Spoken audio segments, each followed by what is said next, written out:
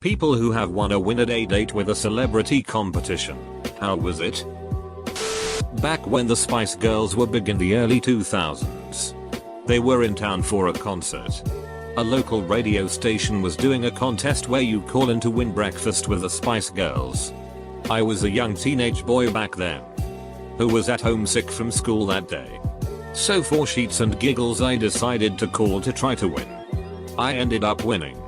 The radio station asks me my address and says the tour bus will be in front of my house in an hour. I am nervous as shit, because the Spice Girls were about to be at my house. And I'm just here all alone.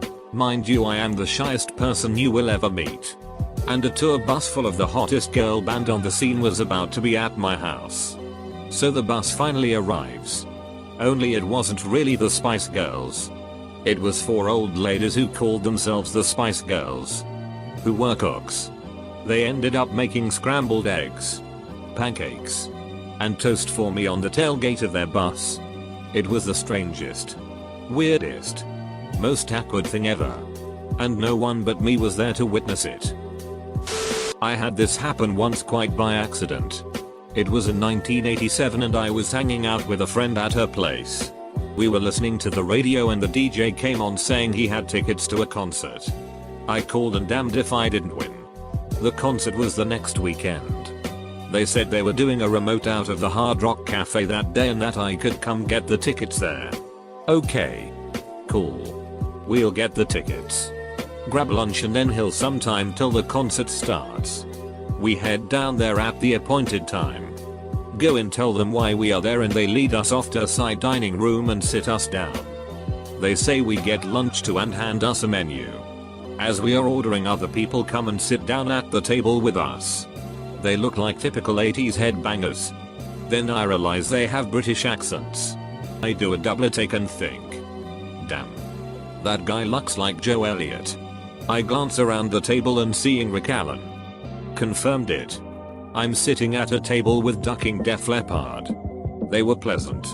Although really tired. Maybe hungover. They didn't act aloof or like they were being taxed by doing it and were actively conversing with a couple of starstruck teenagers. Overall, it was pretty cool. They gave us vinyl albums and autographed them. Gave us shirts and all sorts of other stuff.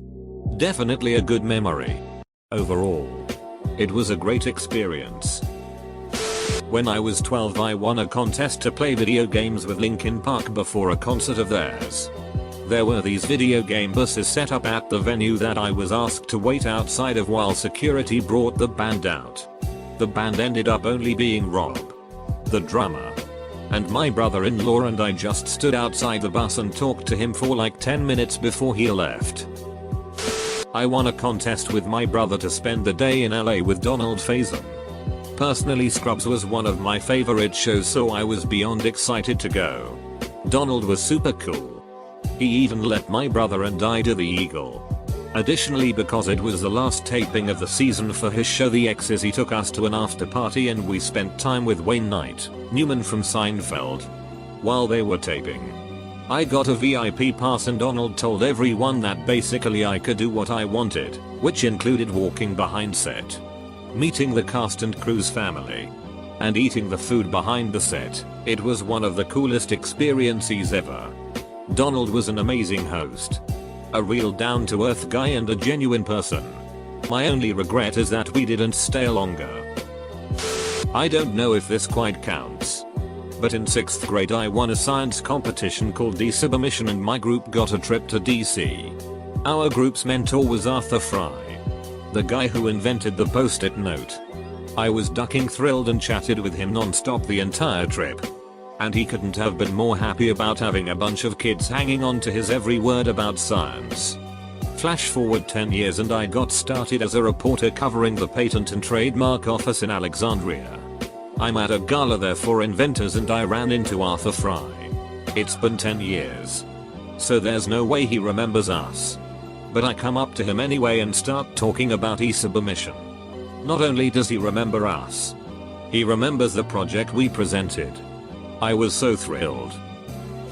I won a contest when I was younger, like 14.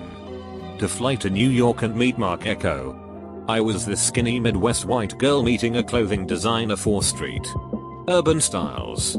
I mean, me and my dad look so out of place. But he was the chillest dude. He showed us around the office, gave us food, let us sign some skateboards and walls. He had me do a photo shoot in his kids' line.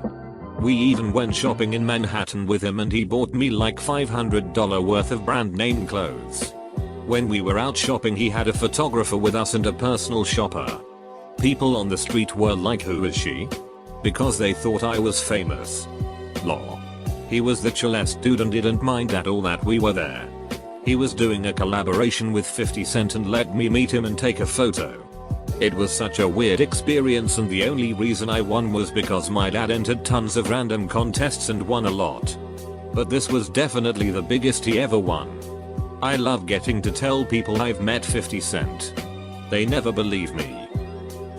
I won one of those ride with a professional snowboarder contests off of the website CCS. I had no idea that people won those things for real, so I was pretty stoked. Apparently I was one of about a couple thousand that entered to win the contest. I was able to take a friend, so I brought my cousin with me to fly out to Los Angeles to go snowboarding. We landed at LAX and one of the reps picked us up from the airport. He took us all the way to a place called MT High Resort, which was just a ghetto ski slope full of man-made snow. Not gonna lie, I loved its scatter park feel. The professional snowboarder that I got to ride with was named Stevie Bell. He was a class act. Totally genuine dude. Didn't feel like he was forcing himself to be nice. Just felt like it was hanging out with one of the homies. 10/10 would do it again. Kind of related. In the 90s, my sister tried calling, at least 100 times, into a radio station to win tickets to meet the Backstreet Boys and was listening to the radio simultaneously to see if they had a winner yet. Unfortunately, they announced the winner, not my sis, but their voice sounded familiar. Then she realized it was her best friend on the radio. I don't like the Backstreet Boys. I just won for my best friend. So in the end, my sister did kind of win and got to hang out with fangirl over the Backstreet Boys. I will forever be jealous. Edit, they are still best friends after 20 years. And my sister, being obsessed with AJ, grabbed his jacket and he looked at her tween self like. Then they played some songs and that was that. I was friends with a girl and her brother when I was younger. Their mom suddenly died of cancer while they were still young. A short story contest came up at school that was nationwide and the prize was to visit the Harry Potter set in Europe and meet J.K. Rowling herself, along with some cast members. The prompt was something along the lines of, if anything from the wizarding world of Harry Potter could come true, what would you like it to be and why? To cope with the pain of her mother passing, my friend ended up writing an essay on how she would like a potion that could bring her mom back or just be able to see her and speak to her again. Weeks passed and she got the news that she, out of thousands of entries, won the contest. She got everything they said she would win, the tour and meet and greets. I remember showing us pictures when she got back of the whole experience and how truly kind everybody was. Got to meet some cast from Back to the Future on the 25th anniversary tour thanks to winning a radio contest. Christopher Lloyd didn't seem like himself due to illness, unfortunately. But Lee Thompson is an absolute sweetheart in person. I'd be shaking uncontrollably if I got to meet the cast of Back to the Future. Only moderately related, but fun nonetheless. A friend of mine came to DC for Obama's inauguration in 09. He's standing outside and looks around just before it starts, and notices the guy next to him is Edward Norton. He doesn't say anything because he didn't want to be that guy who ruined the experience for him. But a few seconds later some other people start screaming and making a scene. At this point my friend has stepped over and he just bursts a grin and says something like, "Yo, Ron, you got a couple more idiots thinking you're that actor." The fans hushed thinking he was a doppelganger. And my friend got to hang out with Norton after that. Not me, but a friend of mine won a similar competition. When we were in university, Brody Jenner was big for some reason. And my buddy was a bit of a class clown. Smart enough guy, but just has a great sense of humor. He decides he wants to win this competition, so he gets a big following behind him. The crux of the whole situation was that this competition was a vote to win format. Naturally, everyone voted for him. But in the end, Brody refused because my buddy was a dude. Fortunately, the campus bar felt bad about the situation and hooked us up with some free booze for the night. Spinal Tap. Back in the 80s in Detroit, I won an invite via a radio station contest to a small private concert with Spinal Tap. They never broke character, performed every single song from the movie, and were absolutely amazing musicians. To this day I would count it as one of the most fun nights of my life. I met Linkin Park at a meet and greet. They didn't do photos individually, and if you asked for more than one thing to be signed, security threatened to kick you out. I was so sad at first. They also were just signing names, no messages. I had only won backstage and it was in my name, but my friend told me that their songs got him through a teen pregnancy and helped him out a lot. I couldn't really identify with that, and I guess still can't. When I'm depressed, music doesn't fix it. But anyways, Mike came over to me when it was my turn, and I politely asked for a moment of his time and told him about my friend waiting for me in the audience and if he could sign one thing for him. Mike wrote him a very nice and personalized note and was so sweet about it. My friend broke down in tears when I gave it to him. Can't thank them enough. Got to meet Flavor Flav at a private party. He was going to MC the night for a small group of about 10 of us. If you've seen him on TV, you get the impression that he plays a part of an ignorant douchebag. But that may be in real life. He's more real, and that was all just a show for the MTV cameras, etc. No. He really is that big of a dumb jerk. Maybe he was drunk, high, or some combination thereof. But the guy just seemed to be completely on another planet. Couldn't even make sentences or coherent thought. And he was getting paid for the event. So you'd think a musical performer would be in full game mode, just like a concert. Instead, he was like the ghetto rapper version of your weird uncle who sits on the porch drinking Old Milwaukee and yelling at squirrels. Do backstage passes count? I was the 9th caller and got to meet Toby Keith. Totally different than what you would expect. He got tired of me fawning over him with questions from 20 years ago. Is it true your demo tape had 4 future #1 hits on it? And he ripped into me. I want to talk about you. He rolled his eyes when I told him I had been certified gold more than him. I have a friend who was the celebrity people were trying to win a date with. He said the girl at one was unattractive but pleasant.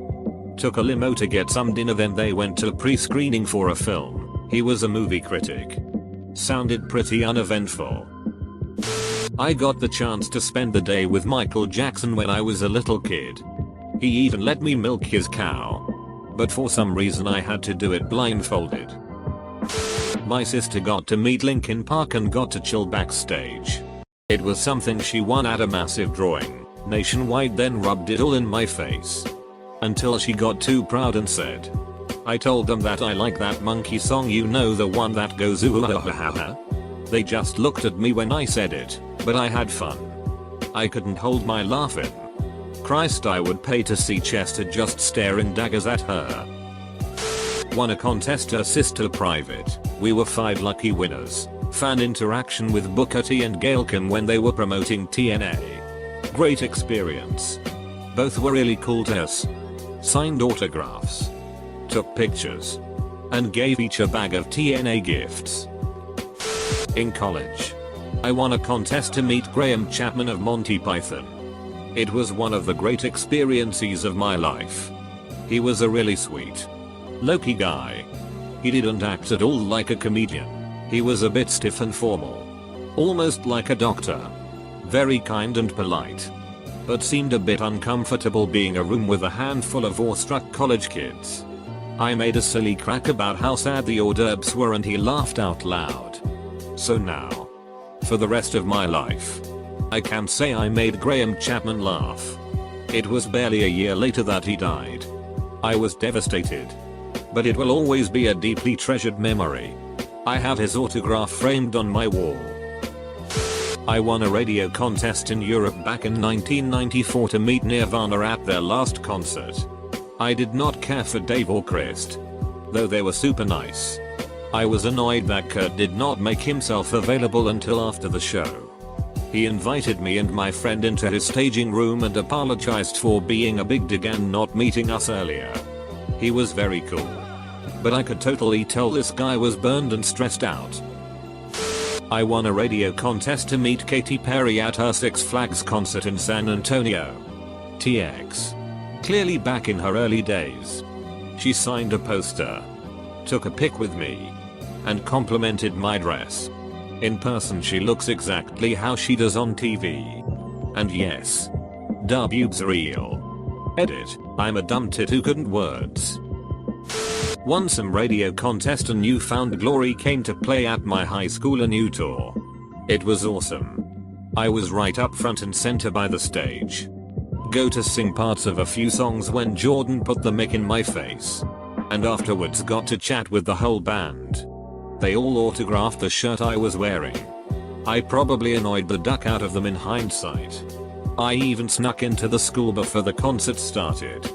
And was up in the auditorium when the bass player, Ian, and their manager asked me what I was doing in there. And told me to go to detention. I always feel like these win-a-day competitions would either be very awkward or underwhelming. Back when X-Files was the new hotness of the 90s, either Extra or Inside Edition did a segment where they took an obsessed fan to the set of the show to meet David Duchovny. She was very disturbing in her interest in him. And at one point they had the two side by side in folding chairs. Talking. She was looking at him like she was trying to figure out how to knock him out and hide him in her luggage. While for his part he was looking everywhere but her. With an expression on his face like he was reconsidering leaving the realm of bicycle delivery boy for acting. I won a 17 magazine contest to meet Sarah McLachlan on her tour bus at Lilith Fair. I was a huge fan and it was a thrill. She was really kind to me despite my being a nervous, stammering wreck. I gave her my favorite necklace and she wore it on stage that night. It was seriously a teenage dream. Not a contest, but a good friend meet Prince while working at a custom RV tour bus manufacturer. There are several in our area and celebrities routinely fly in for a data checkup on their tour bus, film lot trailer, etc. She said that Prince would not speak to anyone directly, but instead used his weirdo religion spaceman language to just make grunts and incoherent sounds. His spiritual interpreter would then translate into English something like, Prince said he prefers the mahogany trim, and so forth. The entire time he just chortled around the factory, spewing out the Sus style words and letting his minion translate for us mortals. This was during his non-Prince, now I'm a symbol phase. Also, the guy was into a bizarro religion called Ekankar and the minion guy kept trying to convert them in the middle of discussing fabrics and furniture placement. Really? Really well actually. I won it at a local auction. We went quad bike riding. Had a lot of fun. He had a photographer with him to take pictures for his social media. I didn't mind. They were great pictures. Afterwards we went to dinner. Not too fancy, but still charming. We had the same kind of humor. Talked for nearly 3 hours, I think. The photographer left before the dinner started. BTW. At the end he asked for my number. OMG, I was so nervous. I really didn't expect that. I enjoyed myself, but I was never quite sure if he's just a bit pretending to seem sympathetic. He texted me a week later. We FK'd and now he's the president of the United States. When I was 19, I was into retro movies and music and very much out of the loop when it came to modern day celebrities. I was working at an innovation store in Miami, not Sharper Image, the other one, and a nice looking, muscular man in a tight black t-shirt and cargo pants came in. I asked him if he needed help, and he asked me a few questions and proceeded to buy about $1,000 worth of merchandise from me. Not unusually high sale for that area. During the time I was helping him, people kept staring and whispering. And I assumed it was because of his physique. A guy like this does stand out. After the transaction was finished and I wished him a good day, I went back to the sales floor when my boss grabbed my shoulders and started screaming, "Oh my god. Oh my god." I looked at him like he was nuts and asked him what was wrong with him. He looked at me like I was crazy and said, "You don't know who that guy was?" I didn't. "That's The Rock." I shrugged, still in the dark, and went back to work. I wish I could go back to that day in 2001.